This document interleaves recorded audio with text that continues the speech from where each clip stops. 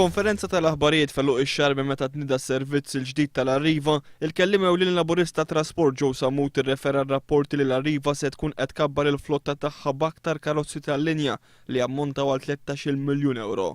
Joe Samut staqsa jekk hu se jkun il-gvern li jagħmel tajjeb għal din l-ispiża mit-taxxi tal-poplu jew kumpanija privata. Il-kellim laburista esprima s-solidarjetà mal-Kunsill Lokali taż-Żejtun li twaqqaf mill-awtoritajiet milli jkomplu joffri assistenza lil residenti bit-trasport alternattiv biex ma jkollhomx għalfejn jimxu mal-kilometru nofs biex jaqbdu l-karozzi tal-linja. Il-kellim ewlieni laburista l-konsumatur Michael Farrugia qal li huwa inaċċettabbli li l-konsumaturi qed jibqgħu jingħataw data wara oħra ta' meta s-servizz tat trasport se jilħaq l-aspettattivi tagħhom. Il-konsumaturi jistħoqlu ferm aħjar saħaq Michael Farrugia waqt li semma n-numru ta' problemi li għadhom qed jiffaċċjaw il-konsumaturi fosthom ta' rotot twal li jfissru li l-ħaddiema jaslu tard tax-xogħol.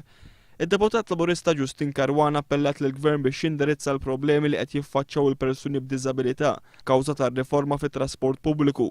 Qalet li r-riforma qed taffettwa l-aċċessibilità ta' dawn il-persuni bil-konsegwenza li qed jiġu esklużi soċjalment u mwaqfa milli jgħixu l-ħajja normali tagħhom.